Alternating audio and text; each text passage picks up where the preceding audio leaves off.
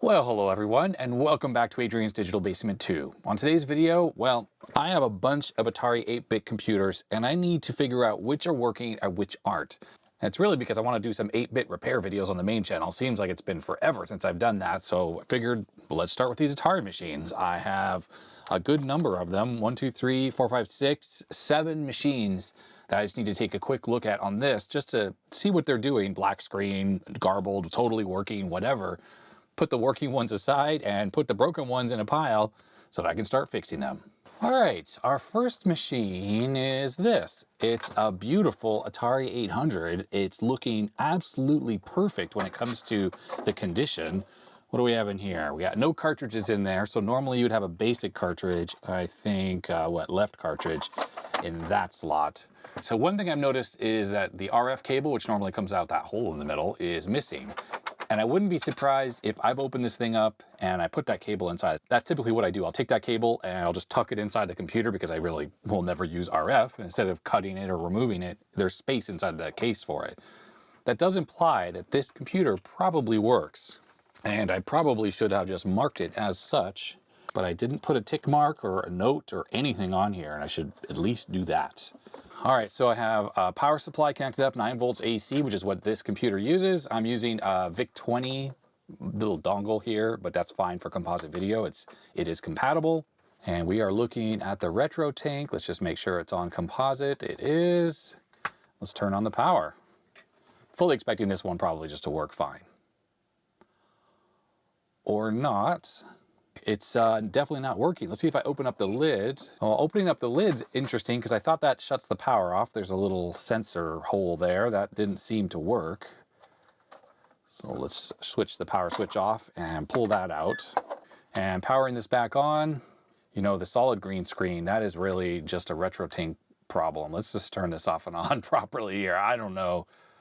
Let's see. I'm not trusting this. I need to see a working machine first before I jump to conclusions. Well, maybe it really isn't working.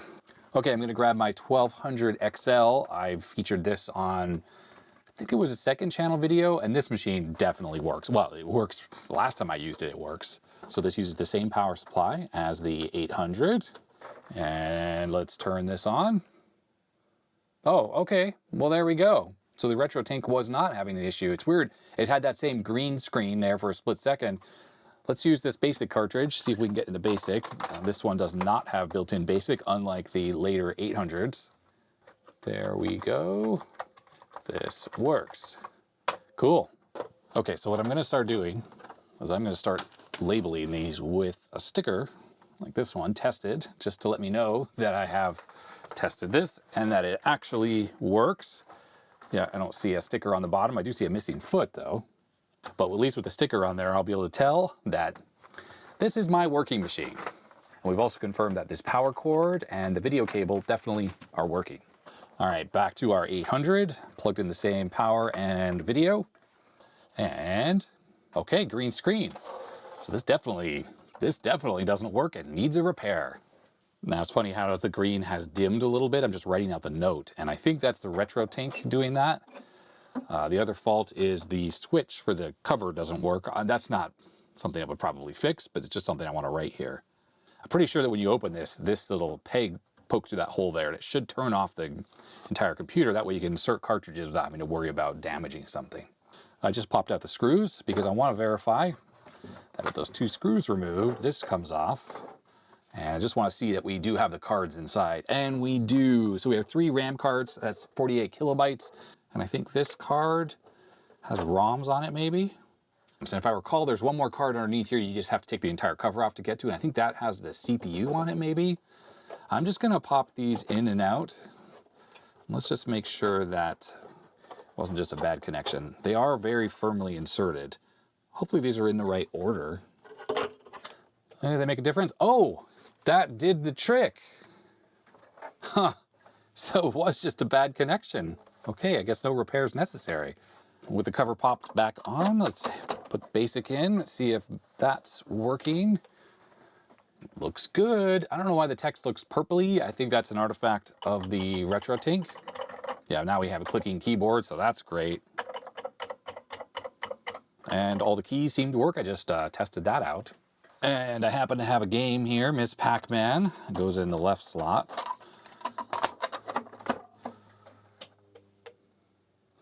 There we go, Miss Pac-Man. I gotta grab a controller. And I have the speakers plugged in. So let's see if I can start the game. It is working. And I'm able to control Miss Pac-Man without any issue. Awesome, looks great. So this thing totally works. How funny, it was just the cards that needed to be pushed in. That would have made a very boring repair video, so I'm glad I figured that out now. Let's get that cherry. There we go. Oh no, oh no. Run for your life.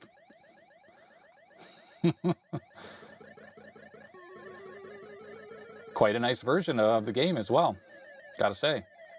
All right, since this machine works, I'm gonna put the tested sticker on the inside here. And yeah, people might say that's a bad spot for it, but I like it there because it's something I'm more likely to see. So this note, that is not appropriate anymore. Toss that out. Cool, that works. Whoops, cord is still connected. Okay, next up, we have another 1200. This is different than the one we were just looking at. This one was given to me by my friend Big Steve. Steve had told me that this machine simply didn't work. I didn't have any other troubleshooting info. Okay, this is odd. So the buzzing we were hearing sounds like a video signal, but coming in over the audio pin. And I was using this same exact cable on my other 1200. Let's try plugging the video cable into where the audio was. Let's see what that does. No, that doesn't do anything. With the video cable plugged into the correct pin, definitely getting nothing, but then the audio, getting that weird buzzing sound. Let's hit the reset button. Where's reset? Oh, here it is. Changes. Oh, okay.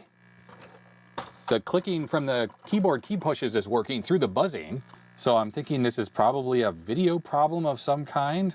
I think if I push the help key, that goes to the RAM and ROM test, and now I'm gonna hit start. Not really hearing anything. I'm gonna unplug the audio because it just sounds annoying. Usually when you start testing the RAM on this machine, the L1 and L2 lights start blinking. But that doesn't seem to be doing anything. All right, so the 1200 XL, we're getting no video, has buzz on audio, and it's giving us key clicks when we type through the buzzing. Interesting. I'm noticing there's a toggle switch here, which is unusual. That's not normally there.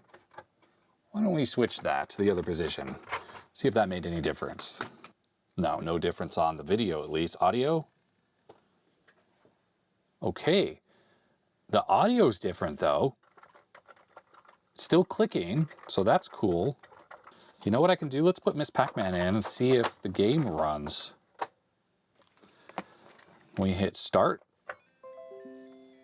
Ah, there's audio. Okay, it's very thin and tinny sounding. Okay, I think it's just a bad connection on the DIN. So here, I'm gonna hit start again.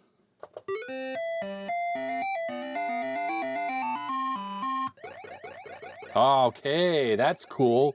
So I have to kind of hold the DIN connection, so I'm assuming we have a bad connection in there. Could be bad solder joints on the bottom of the jack.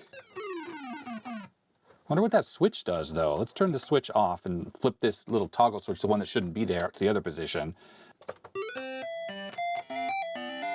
I don't know what that switch is doing. I don't know where the buzzing went either, but at least we can tell now that the machine has a sign of life. It's just, we're not getting any video out of it. I'm gonna turn the machine back on without the cartridge. Where'd that... Okay, so what it's doing there, the 1200 XL, if you don't have a cartridge, it shows like an Atari logo that with a color cycling. I think it was loading that out of the ROM. So that's what that clicking was that we just heard. But seems totally fine now. All right, I just updated my note to say plays Miss Pac-Man, but has no video with a buzz on the audio and key click. So, yep, I'm gonna leave this now for a future repair video, but I think it's just probably the DIN jack is bad. It doesn't feel loose, but it's weird, and I don't know what that switch is doing. So there's a little bit to discover with this machine, but at least it's showing signs of life. Okay, one bad machine. All right, next up we have this very pretty little Atari 600 XL.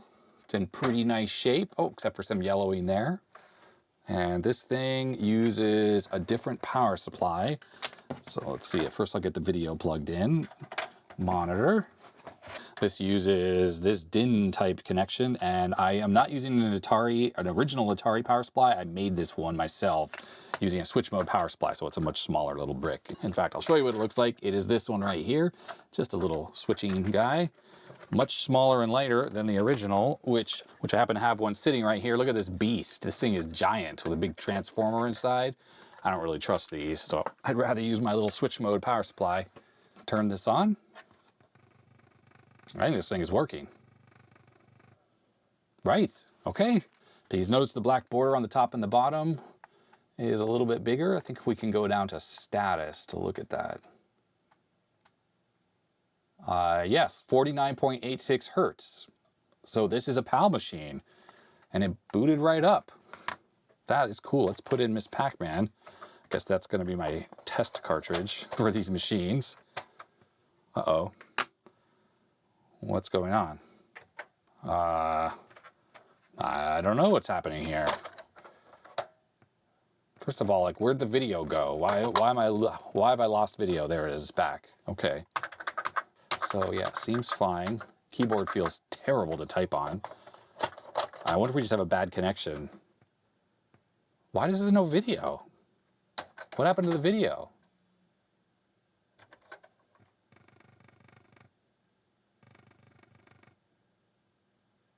Okay, I'm thinking there's got to be a problem just with this slot. Maybe it needs some Deoxit or something. I'm going to spray some in there. Good old flood of it. Plug this in and out a few times. It goes in much easier now. Oh, yeah, there we go. That was it. Interesting that we were getting no video out of it. Like, the RetroTink was showing nothing. I guess that's something that happens. All right, let's hit start. That does not seem to work. Reset works. I swear you push the start button. Oh. I'm gonna hit reset and try that again. Okay, the start button. The music is so slow. Oh, this is in PAL and the game is so slow. And now I'm in the wrong controller port. I think the start button is a little flaky. Is this how folks in PAL countries had to play these Atari games? In like slow motion? Made the game easier, I suppose. Wow. Maybe the versions of the games released in Europe were actually a lot faster. Like the timing loops were different.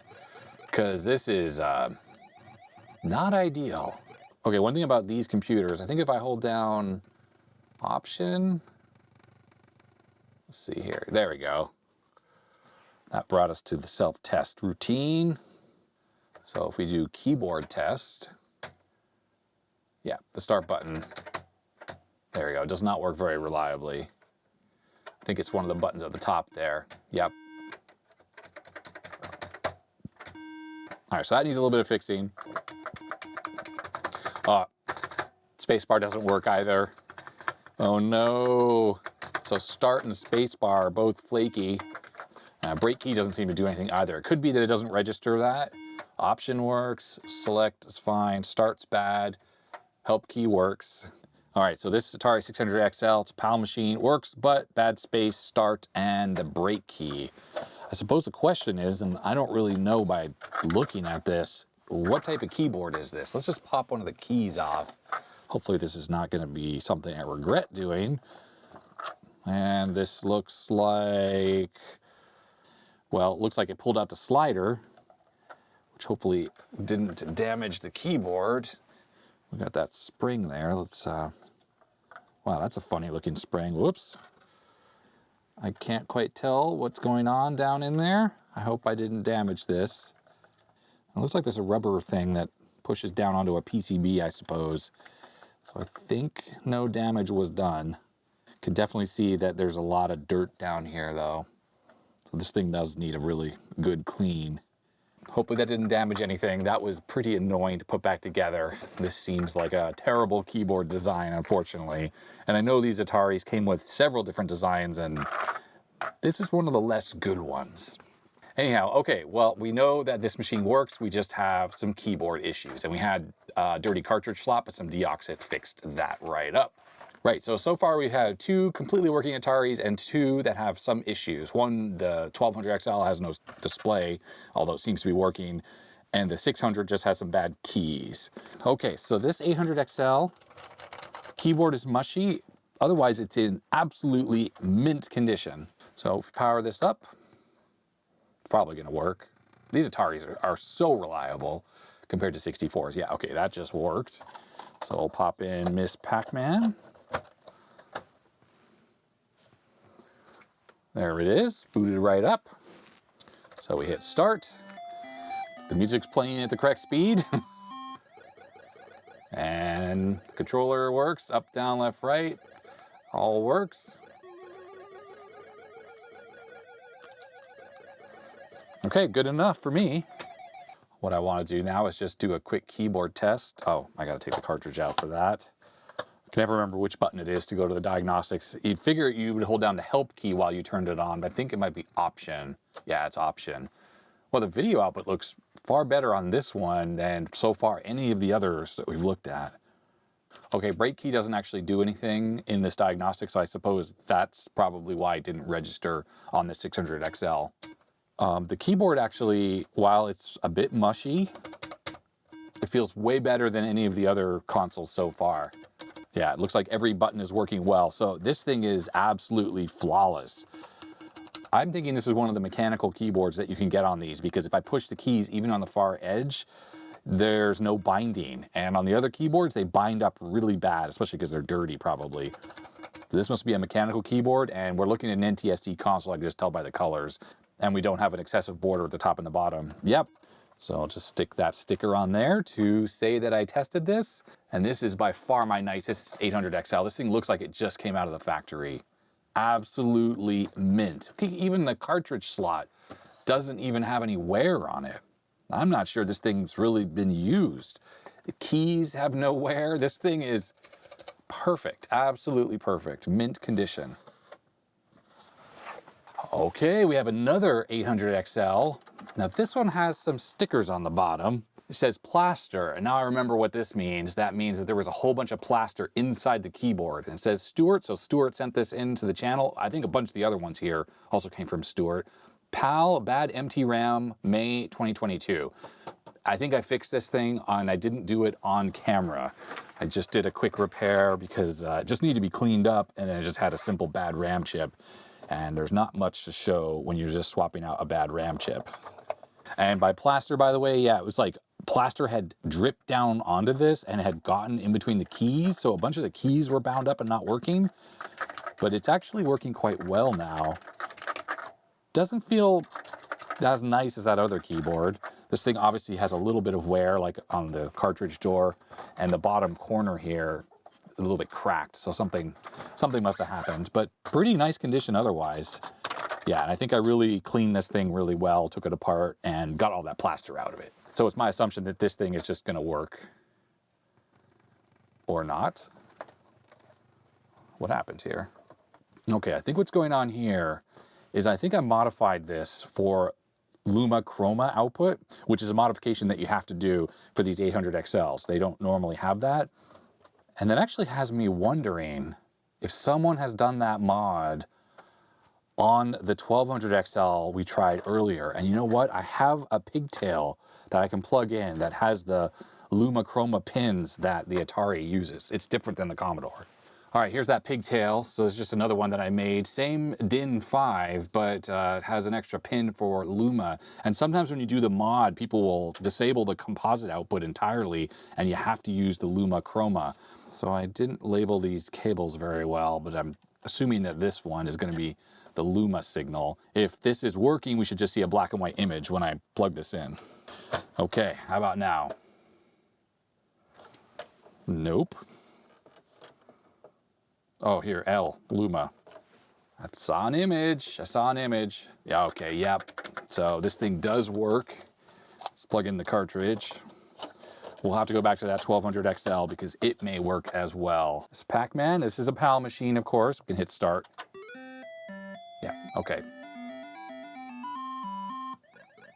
So it's slower, and we would have color, because I know this thing works. We would have color, I just don't have a little adapter. Oh yes I do, it's right here. Let me get a cable. I was gonna say I didn't have my little adapter for S-Video, but I can see it's plugged into the back of the RetroTink. And if we just switch, if I just switch the input to S-Video, there it is, we got color. Move back out of here. Right, looks good. Let's take this cartridge out and we'll go to the diagnostic mode. So I hit the option key for that. All right, so you hit start here. And there's that little music thing, help to exit. So as I said on the bottom, this thing just had a bad empty RAM chip, or bad multiple chips, I don't really remember at this point. And I think it was preventing it from booting, but I just swapped out one of the RAM chips and then everything was fine. And you can go to the memory test and it does a comprehensive RAM test. This thing has 64K of RAM, 48K for the main memory, and then there's a bank switch chunk of it, 16 kilobytes up at the top. And from a keyboard perspective, pretty sure everything is working perfectly on this as well. I'm not really gonna test everything, but yeah, I remember this thing does work. It's just interesting. I need to put a sticker on here to say Lumichroma only. That way I don't think that it's bad in the future by plugging in the composite cable like I just did. But when you look online to do the mod for the Lumichroma, there's like a bunch of different ways you can do it and lots of different recommendations. And some people say you should put buffers and transistors in and the levels are wrong. I don't remember how I did it on this, but obviously whatever I did, I disabled the composite video in the process. Okay, so we get a couple stickers on here. I have no composite, LC only. And it was tested on the 20th of May. That means it is a good computer. Reliable Ataris, always reliable. All right, we have the 1200 XL again. And what I don't know on the 1200 XL is the whole Lumichroma situation. Does this require a modification? The original 800 does not, but I don't know about the 1200 XL. So maybe someone did that mod to this, because we know it's been modified. It's got a switch here. Maybe that's why we were getting no video, but everything else was seemingly working, except for that dodgy audio when we kept moving the jack around. Yeah, okay, here we go. Oh, look. Okay, it freaking works. I'm not sure what's up with the color of the text. That should be kind of a light blue. What does this toggle switch do here? Seemingly nothing. Also interesting is my other 1200 XL does not boot into BASIC unless the BASIC cartridge is in, but there's no cartridge in here now. I have the BASIC cartridge sitting here. So I just flipped that switch. Is that built in BASIC? Well, let me just flip it the other way. I'm not sure which way I had it a second ago. So maybe this has got like an aftermarket ROM of some kind. No, but it has built-in BASIC. Yep, that seems a little different for me, because definitely the other one shows this Atari logo that's rainbow color, and when you push the help key, then it boots or it loads up the self-diagnostics. Let's say if I hold down option, does this go into the diagnostics? I'm wondering if there was a mod, like an aftermarket mod. Oh yeah, look, self-test. Colors look strange though, colors do look strange. I wonder if there was an aftermarket mod to put the 800XL ROMs in the 1200XL, maybe for compatibility reasons, and that's what's going on with this machine. Keyboard test. Well, I'm noticing that this has a big delete key, while the 800XL and the 600XL has the break key there, and this has it up here. That is much nicer, I gotta say. The layout of this keyboard is a little bit more normal from what I'm used to. The return key is still on the QWERTY line, which I find a bit odd, but yeah, anyways. This key, that key wasn't working so well. Seems okay now though. Yeah, some of the keys aren't great, but then as soon as I push it once or twice, it starts working. So these could be mechanical type switches, and just some use is all it really needs to kind of get it working again. Period key, also the first push didn't do anything. Yeah, like I'm pushing the key all the way down right now, it's not registering, but if I wiggle it, it sort of starts to register. Do I dare take one of these keycaps off? I wonder if this is like a stack pull type keyboard. It feels very nice to type on, I must say. All right, that's not a stack pull type keyboard. There's a spring, a slider, and it's funny, the spring is like additional spring force because this actually has like a rubber dome under there. It feels like probably a PCB under there and just needs some cleaning. I could tell, like, you could just see the side of the keycap there is a little dusty. I cleaned the keyboard as well. The whole thing was a little dirtier when I first got it. Yeah, so probably a little bit of TLC. I'm sure someone watching probably knows more about these keyboards than me and can tell me how easy or how hard it is to clean these. Atari used a lot of different keyboards on their various 8-bit machines, and some are easy to work on, some not so easy, and some are kind of impossible to work on. Now, I am pretty curious, though, A, like, what does this toggle switch do? But B, why does the... Whoa. All right, there's that noise. Like, I think there's a bad solder joint on the DIN jack, because it's doing the same thing it was doing before. Okay, there we go. I'm finding it a bit odd that the colors are a little off on this. Is there a potentiometer in there that you can adjust things? Anyways, let's try out Miss Pac-Man, which I think we determined was working before, which of course it was because the whole computer works. Oh yeah, look at that. Vibrant colors, very vibrant. Where's my controller?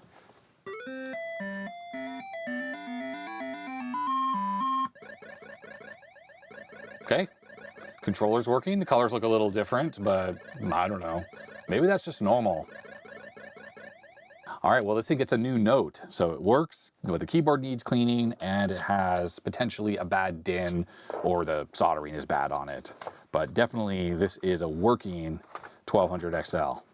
Which I have to say is kind of funny because I was assuming that this was going to be one of the machines that I worked on the main channel as a repair.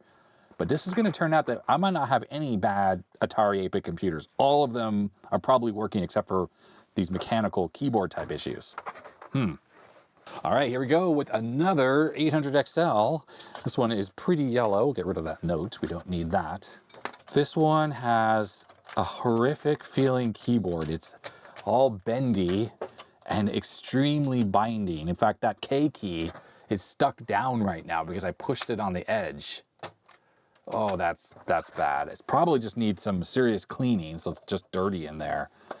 Oh, I just plugged in the Luma Chroma cable, so we'll see what happens on an unmodified 800 XL. This thing has definitely seen some use. There's wear on the cartridge slot or covers there. The start key has a big wear spot on it, like that's been pushed a whole lot. This must have been a real game machine for someone with cartridges. But let's see if it works. Probably does, because it's an 800 XL. These things are ultra reliable unless it's got MT RAM. Is that really a black screen? Maybe I should switch back to the composite cable though, because I just don't remember what happens with these that are unmodified. Well, that doesn't look like it's working. Okay, getting a black screen. Let's see if we can see the status. I want to know if this is a PAL machine or NTSC. Status. This is a PAL machine, 49.86 Hertz. Well, let's see if we can hold down the select key to try to get to the diagnostics menu. Now, this could simply have bad RAM too, for all I know. Nope, that doesn't seem to do anything. Click. There's no key click. Oh, I don't have the audio plugged in, so that would explain that. There's no key click. So there's really no signs of life other than we're getting a video signal. If I hold down the reset switch, that doesn't do anything.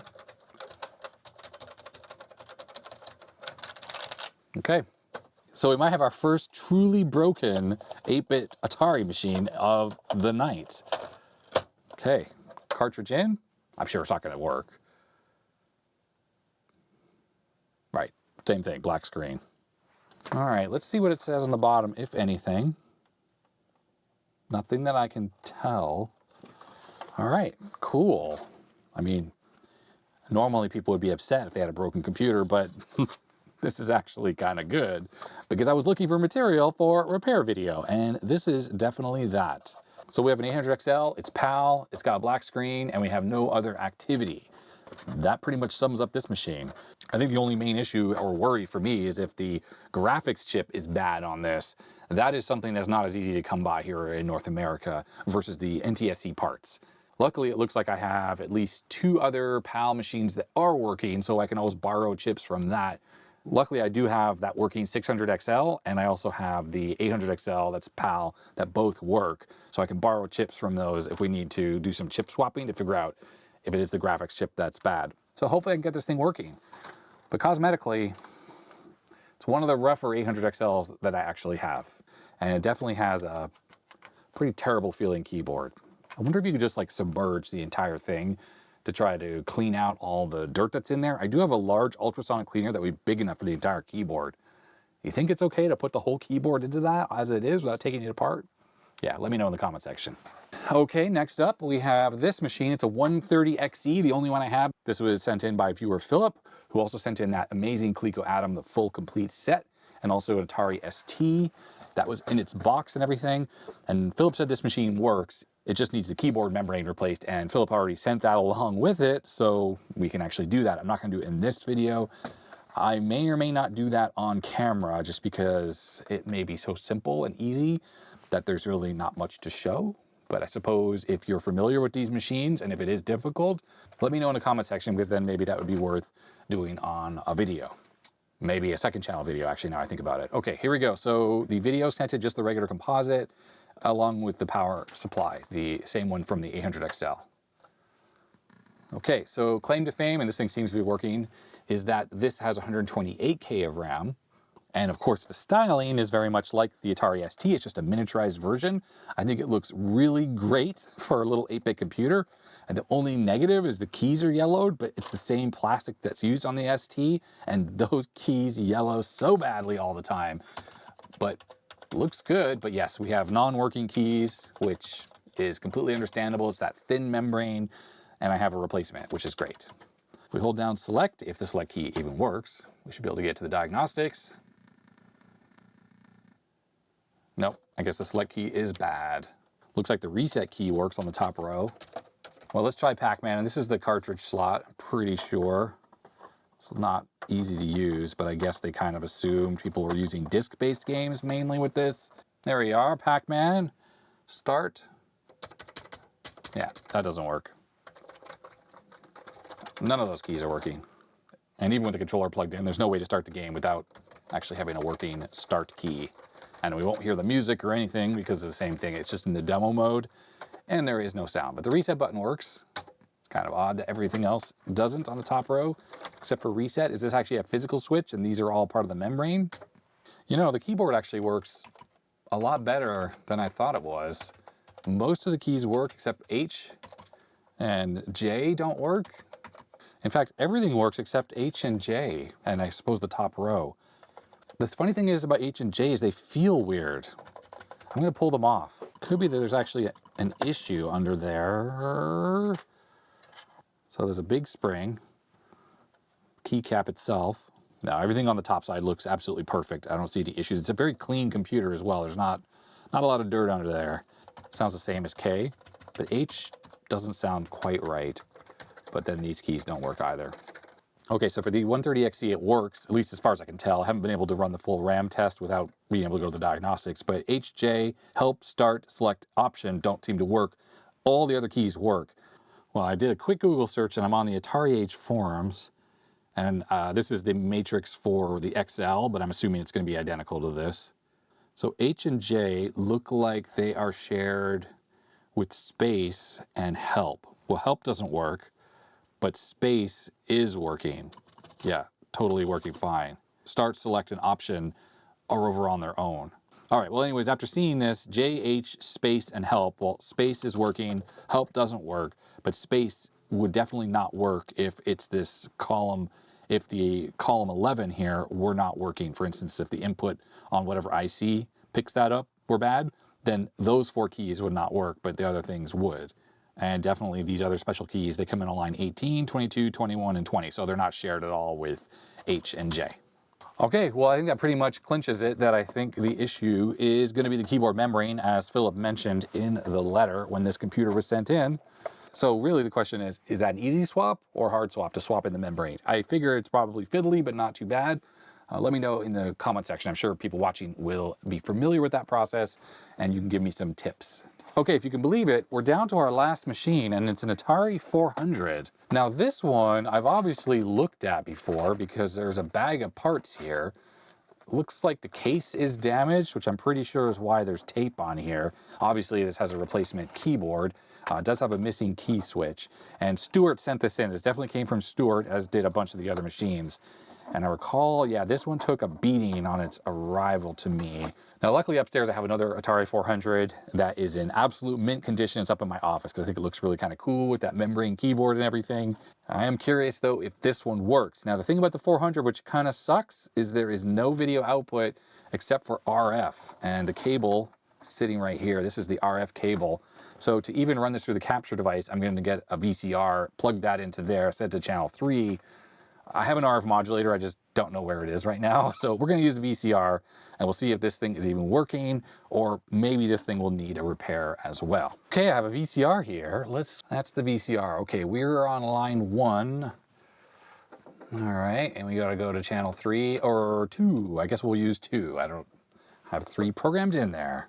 And I have a little adapter here that goes from RCA to an F connector, which is the RF style connection used here in North America. Let's get the power connected to the side. I don't know if I'm on channel 2 or 3. What's happening here? Well, I don't seem to have any signs of life actually on this thing. Because I don't know if this whole connection thing I have going on here is going to work. I have another 400 down here in the basement to test. This one is in super mint condition, except it has a hole in the top. Let's see if this thing works. Okay. I think the RF switch on the back is staticky. Let me move this back and forth a bunch of times. So the VCR is on channel 2, and typically these Ataris work on channel 2 or channel 3. I'm going to turn the volume down because I don't want to hear all that static. I'm going to grab the remote and we'll try to tune into channel 3 on the VCR. Okay, Panasonic VCR. I have like a universal remote here. 0, 3. Oh wait, why aren't we seeing anything? 3. Oh, there it is. Still looks terrible, the output quality though. Is this just a bad connection on the VCR? It might well be. Let's just make sure this is all tight. That's a bit better, isn't it? This switch is definitely dodgy on the computer though.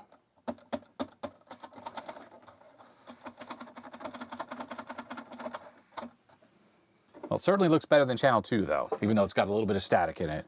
All right, memo pad. I can type, so that's cool. Oh, and look, the computer turns off when you open it. That's what it should do. Let's put in Miss Pac-Man. Nice. Start. Turn up the volume.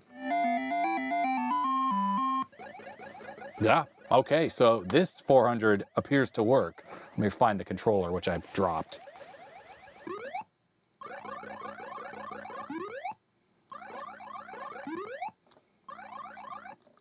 So it's pretty soft though, isn't it? But I think that's just a side effect of using this over RF. Let's reset out of here. Let's get the cartridge out. And we'll pop in basic. Okay, there we are. We have basic working.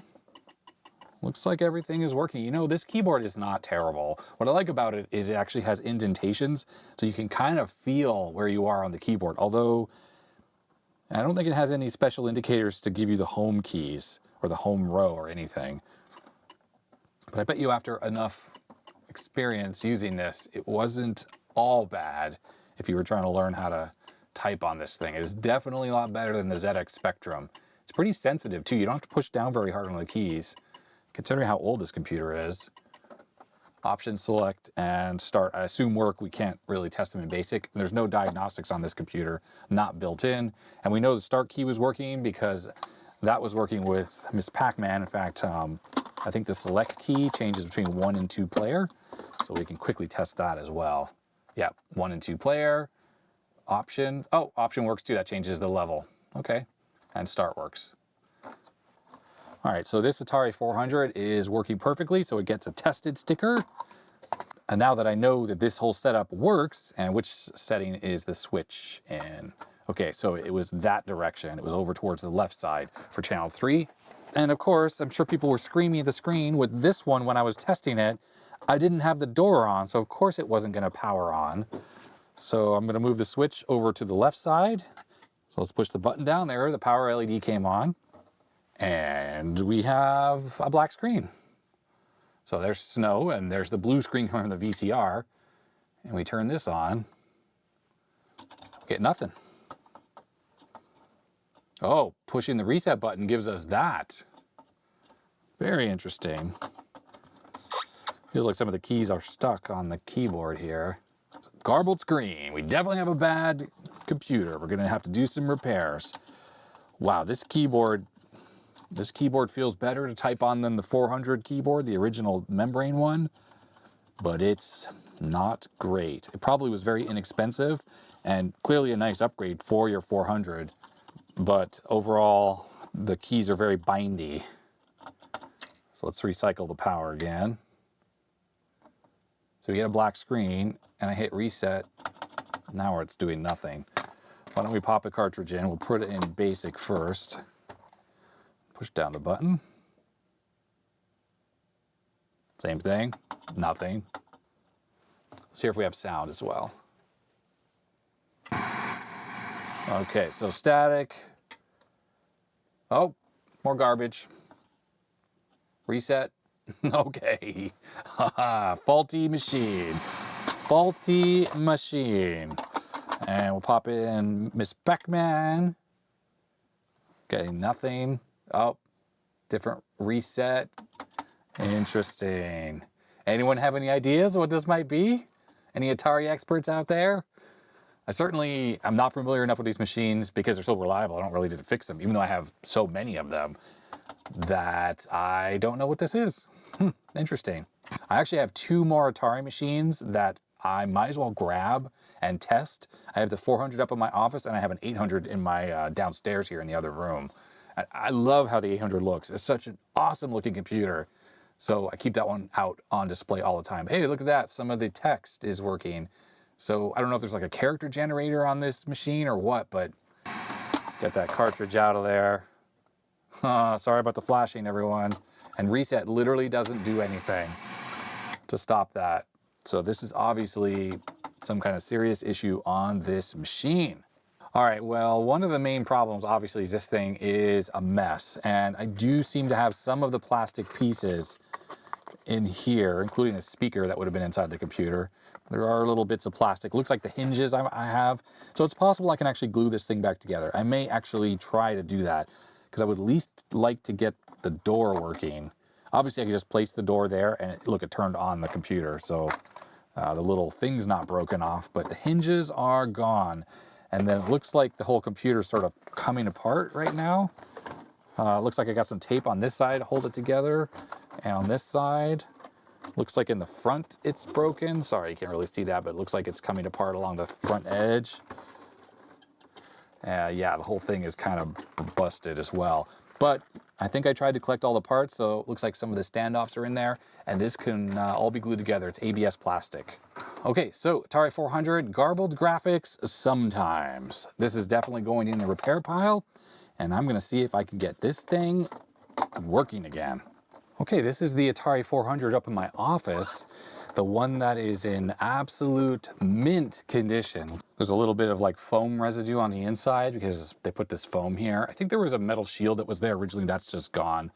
So there's a little bit of residue on the inside, but on the outside, there's no yellowing.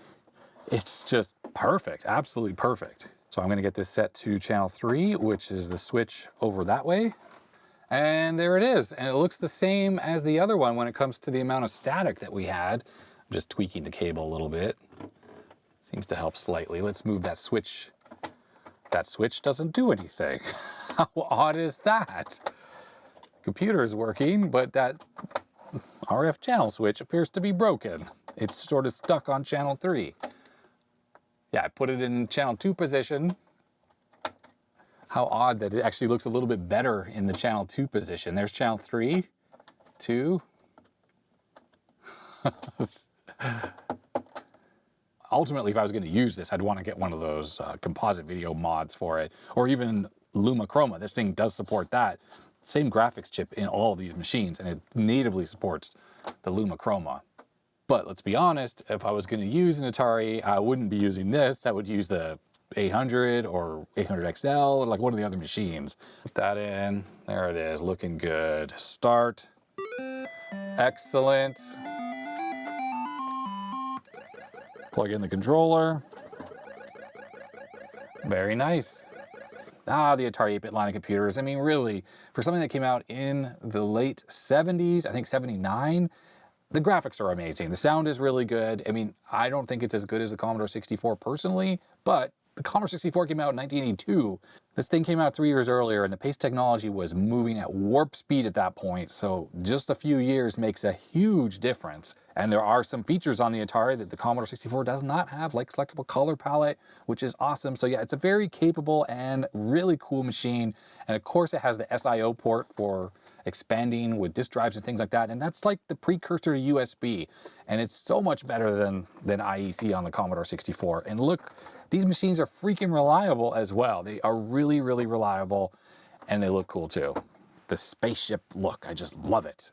All right, I'm actually going to turn the power off on this at this point. We'll get the cartridge out, and I'm going to put my little tested sticker inside. I really need to start doing this more. Oh, it looks like I'm running out of tape. I just like the idea of putting these stickers simply so I know when I last used something. So if I go to use this thing and it's not working, I can go, oh yeah, I tested it in 2025 and it was working then. And then I'll have an idea of when things fail. I'm not even going to bother to mention the fact that the RF switch is not working reliably because it seems to work fine on channel 3, and that's all that really matters. Let's be honest, it was working great. All right, here is the last machine that we're going to be testing today. It is my Atari 800. This thing looks so cool. Oh, look, I left a basic cartridge in there. That's fine. I seem to have a good number of those. And I'll just move the VCR out of the way since we're not going to be using this. Now, the thing about this machine is, last time I worked on it, it worked perfectly. It's never had any electrical faults. The issue with this thing was always the keyboard. And this used some kind of a membrane over a PCB, and it just was not working. I think none of the keys worked.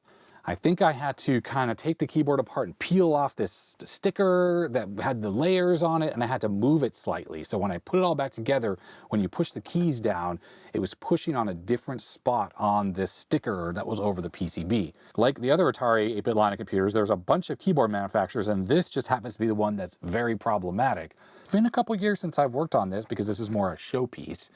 Typically, if I'm going to run any Atari stuff, I grab the 800XL anyways. So let's see if the keyboard repair that I did a while ago, and I didn't put a sticker on the inside here. Let's see on the bottom if I put a sticker about when I did that repair work. No, I did not. This accepted sticker was already on this machine. It says August 17th, 1985, 800 computer. So this must have been in for repair at some point, but I did not put my own label on here to say when I actually fixed this. It doesn't have the RF cable again. It's probably just tucked away inside, or I removed it entirely. In fact, I think normally when I tuck it inside, it's visible through this grate, but I can see that's empty space, so it's not in here. All right, let's see, does this turn on and work? Ready, worked immediately. Oh yeah, my keyboard repair was successful, and boy, the keyboard feels very nice to type on. Very, very nice, and so far, every key is working flawlessly. I just recall it was a real struggle to get this keyboard working, but it's good. Yeah, really, really good. So if we open this, the power shuts off. So unlike the other one that seems to have the switch broken or bypassed or something, I can pop in Miss Pac-Man. There it is, looking good. Let's see, option, that changes the level, players 1 and 2. This will have Chroma Luma built in because the 800 already had that. And sound, it's good. Come on, little ghosts, don't run away. You know you want to be eaten. There we go. Well, I went and printed another label, but clearly I gotta switch the tape out. That one's no good. All right, one new P-Touch label later, and there's my tested sticker. There we go. This computer is in awesome shape. I'm just going to leave this basic cartridge in here. It must have come in this computer and might as well just stay in there. What a badass battle station type computer this is. It just looks cool, high quality case. It weighs so much because of all that die-cast aluminum shielding that's in here. Keyboard feels very nice to type on. I just like how shiny it is. I love the color of the keys. It's just, this computer is awesome. It really, really is awesome. Okay, that is the last 8-bit computer I'm going to be testing on this video. What are we left with? Well, I'm left with, looks like 3 computers that have keyboard issues. Oh, that's kind of boring. But then we have 2 that have actual issues. The 400 that has the garbled screen, the one with the case that's all broken. So I need to try to glue that case back together. I will probably do that off camera because that kind of work's not my forte, and it's going to look really ugly and people are going to go, that's terrible. So I'm just going to do that off camera. And the other one is the 800XL over there. That is the PAL version that's just giving us a black screen. No garbled graphics, no nothing. So we have those 2 machines that need fixing, and it looks like I have 1, 2, 3, 4, 5, 6 machines, 7 with this one that are working flawlessly with 0 issues. And as I just mentioned, it is those 3 other machines that have keyboard problems, and then 2 that actually have faults. So as I mentioned in this video, these machines are super reliable. I think what lets down the Commodore 64 is, unfortunately, MOS's manufacturing during the time period of 83 to 84, when all those bread bins were really coming out, was not super reliable. VIC-20s, which are a little earlier, they seem to be super reliable. No major issues with those. C128s are pretty reliable, and C64Cs, the short boards, those are reliable. It's just that 83 to 84, 64 era, tons of issues. And I guess just MOS was trying to ramp up production, cut corners. I don't really know what caused it, but there's so many of those problems with those chips failing are all MOS chips. But this Atari, on the other hand, doesn't have MOS chips on it. They were always using third-party companies to make their chips. And unless you have MT RAM and like an 800XL, there's no MT RAM that goes bad in these, because these have 16K RAM chips in them, because 48K is the most you can have in an 800. But MT RAM can be in the other later machines, and of course those go bad just like they do in 64s. But the rest of the chips are pretty darn reliable in these machines. And I guess like Rockwell and whoever else was making the chips for them, AMI and stuff, they were reliable. And it's sort of like the Apple IIs, 2Cs, 2Es, pluses, all of those are reliable as well. And sometimes the only problem you have is with sockets that are dirty or whatnot, and that could be the problem on those other 2 Ataris that aren't working, to be honest. Could just be sockets, but we also could have a bad chip. It does happen. It's just far less frequent than it is with 64s. So there we go. That was testing 12 Atari 8-bit machines. I think it was 12. If I miscounted, sorry about that. And yep, 2 that need future repairs. So that'll be on the main channel. So watch for that. I really was actually going to sit down tonight and start working on a repair video, but then I realized I didn't know which Ataris needed to be fixed. So now I know. So if you like this kind of video, thumbs up would be appreciated. But if you didn't, you know what to do. Huge thanks to my supporters. Subscribe. Comment down below if you have ideas about some of the keyboard fixes and stuff that I need to do on these. And that's going to be that. So stay healthy, stay safe, and I'll see you next time. Bye-bye.